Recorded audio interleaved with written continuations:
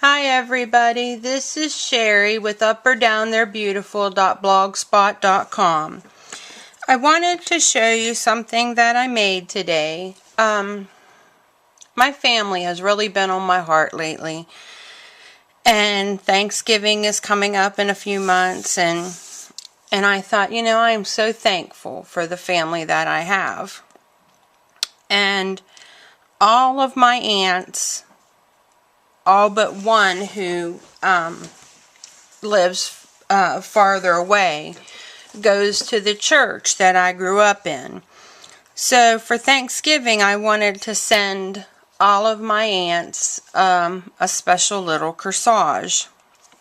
I'm going to try to zoom you in down here so you can see what I made. I hope this is coming out clear. These are some feathers that I bought at Michael's. This is one of the stick pins that I had made. And these are roses that I made with Sculpey. I think it was, it's Sculpey oven baked clay. I used to make these as a kid with Play-Doh and even when I was an adult and my kids and I would be playing with Play-Doh, I would still make these little roses. So I got the oven baked clay and I made them. I painted them with this cardinal red. Let me back out here again. This cardinal red folk art paint, and it's from Walmart. It's not expensive. I didn't have a black. I wanted to dry brush it with black because I knew that the feathers had black in them. Well, I didn't have any, so I got my and a piece of sponge and my Memento Tuxedo black ink, and I just inked over the edges of them to give it a little more detail. And if I flip it over, I put a piece of felt on the back so there would be something for everything to mount to. And in my last video I asked if you all had any of these. I know you can't see it, but it's the foam sheet that your Cricut cartridges come in or your spellbinders come in. I've got a piece of it in here to help make this a little more sturdy, so it can withstand the weight, because these, the clay roses aren't real heavy, but, compared to a little tiny, fake silk flower or paper flower, they're, more heavy. So this is what I had made, and I'm going to show you, we're going to make one together real quick, so you can see how I did it. So here we go. We're going to put the red one away and we're going to pull out the turquoise one. Now, originally on this one, on the red one, I cut a circle.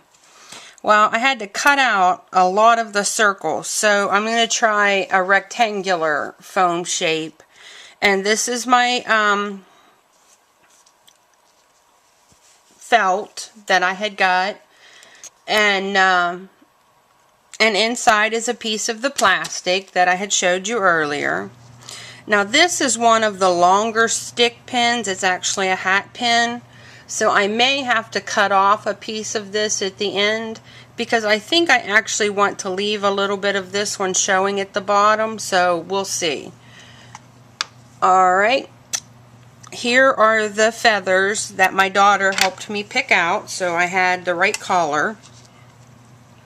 And we're just going to lift them up and put some glue, hot glue down there. And make sure we get them back the way we want them. And push them down into the hot glue.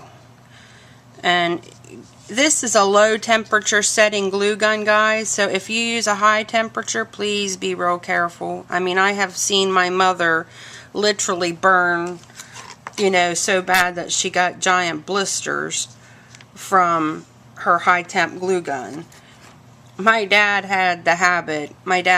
He passed away about 8 years ago, going on 9 now, but he had the habit of always wanting my mom to have the best of everything, and she wanted a hot glue gun. So, you know, most of us crafters would have went to the craft store and bought a glue gun. Well, no, not my dad. He went, he was a guy, you know, he went to the hardware store. And he gets her an industrial strength glue gun. And it was so funny because, oh my gosh, I mean, this thing gets hotter than, I mean, you just can't even, I can't even begin to tell you how hot it is. And so the joke used to be that Daddy loved her so much he was trying to kill her, because every time she used that gigantic glue gun, she got burnt like crazy. And but he wanted her to have the best, and as far as he was concerned, the best came from this place. And so she had a industrial strength Stanley guaranteed for life hot glue gun that now nobody will borrow from her to use, which is a good thing. She always has her glue gun because everybody's afraid to use it. So we're going to take our roses and we're going to put them on. And I had been sitting with these and kind of playing to see where I thought was the best, you know, location, because of course, you know, I made them from scratch, so no two are the same. And pressing them down a little bit. I'm going to have to cut off quite a bit of this. This one is definitely a lot longer than my other one was. Now this one I painted with this Calypso Sky acrylic paint, and I dry brushed it with a wicker white. There it is, a wicker white paint, and both of these came from Walmart as well. And so there's my thing. I'm just going to give it a second to hold, so I hope you don't mind having to listen to me for a few seconds. Now I'm going to flip it over here and try to make sure I got everything down as good as I can. I don't want to see any of this up here, so I may trim off some of this as well.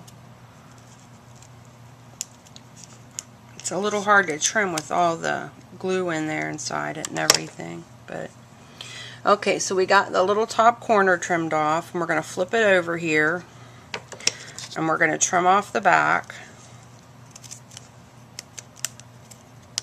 And I'll put some more hot glue right here to keep it closed.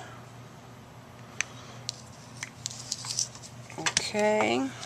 Sit that down there for a second and see what else we need to trim.